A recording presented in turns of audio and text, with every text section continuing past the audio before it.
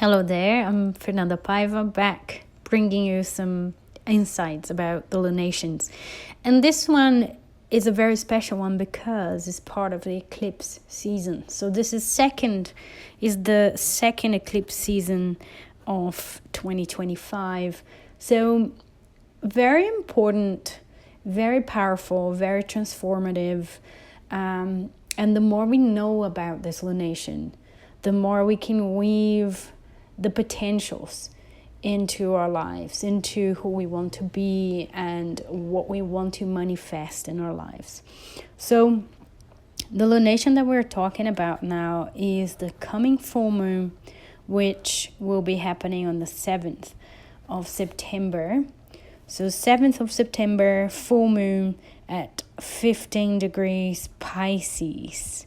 So we've got a powerful Pisces Virgo emphasis going on here, and obviously is an eclipse, so really powerful and powerfully involving the lunar nodes. This is why it is an eclipse. So the full moon is close to the north node in Pisces at 18 degrees Pisces, and the sun is near the south node in Virgo. So there's so many layers here, and there's so much for us to unpack in connection to what could be happening here and what we could be experiencing with this eclipse season. And let's go slowly here. As usual, we're going to talk about the chart, some of the aspects, and we're also going to talk about the Sabian symbol. So I'm going to start with the Sabian symbol this time, because I think it really summarizes how I feel about this full moon eclipse.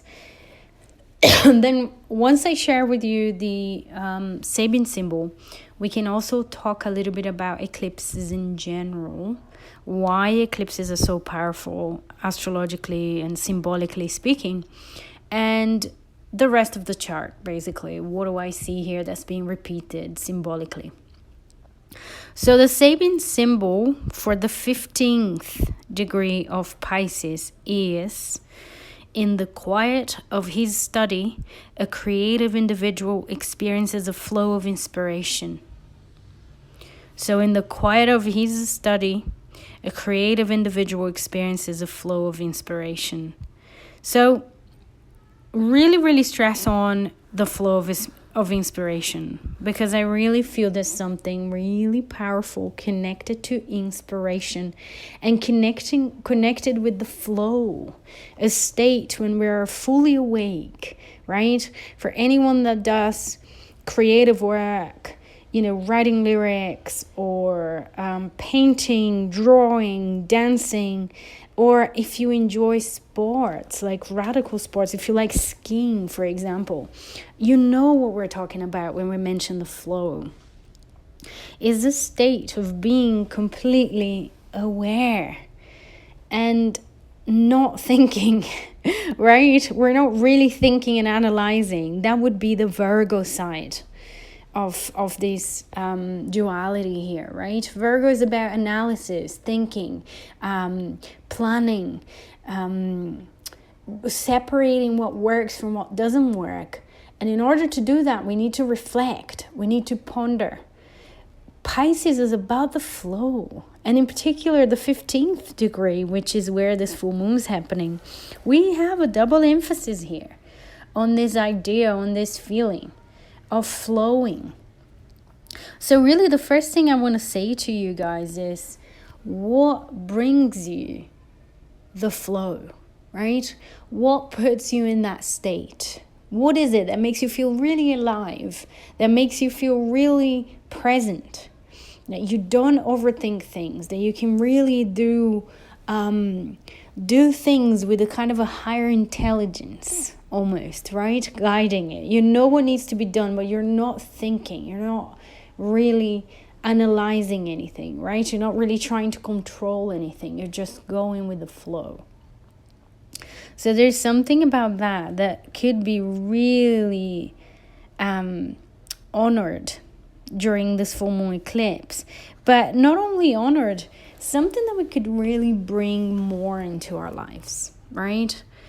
The proximity to the North Node, right? The full moon happening on the North Node in Pisces is really saying that whatever we experience around the 7th of September, so during the build up, during the full moon, and after as well, could be pointing out at evolution, right? A spiritual growth, a real important step on what we're meant to do. I think there's a bit of a karmic energy here as well when we see the nodes being involved. And another thing that points out at a strong karmic energy is Saturn being back in Pisces. So Saturn retrogrades back to Pisces at the very early days of September. And this energy is there. With Saturn being in Pisces again during eclipse season, it really is telling us that something really important needs revisiting. Something really important about our connection to Pisces, the relationship to that quality of life, right? Our ability to be in the moment, to be in the flow, to recognize the interconnection of everything. Our spiritual beliefs, our sensitivity, our ability to hold boundaries, Saturn, is still with kindness, Pisces.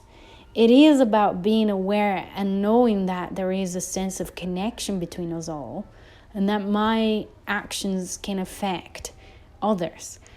However, it's also about learning healthy boundaries here because we're talking about Saturn, right?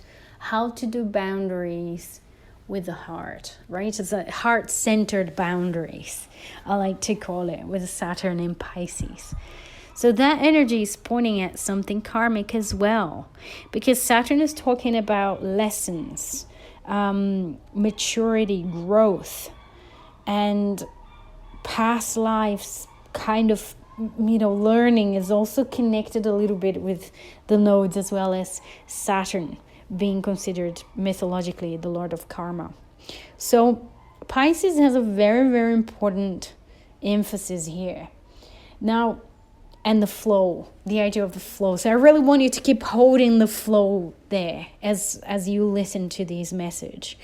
Another thing that's super important to mention is obviously the power of eclipses.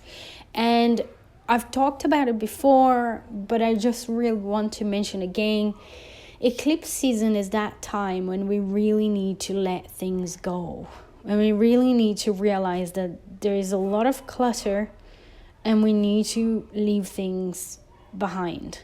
It's almost like, I like to call it as a portal into a new phase of our lives, into a new, a new way of being as well, a new way of expressing ourselves. However, to cross that portal, we do need to leave a lot of our baggage behind. Now, the emphasis on Pisces Virgo here is telling that a lot of our baggage is connected to overthinking, overanalyzing. And again, I'll go back to the idea of the flow.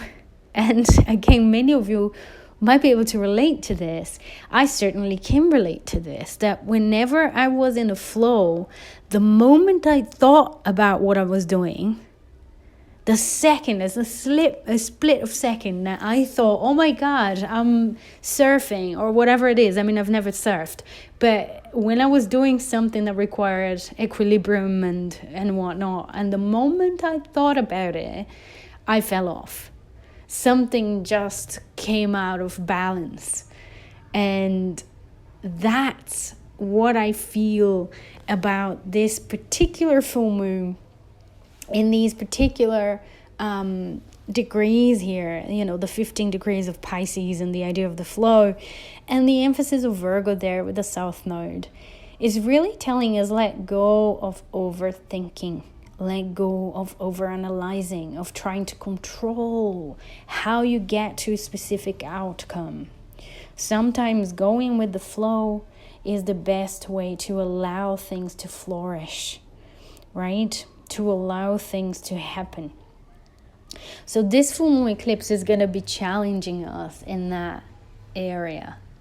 And for some of us, it will be harder. For some of us, it will be easier because we're already used to go with the flow a little bit more, etc.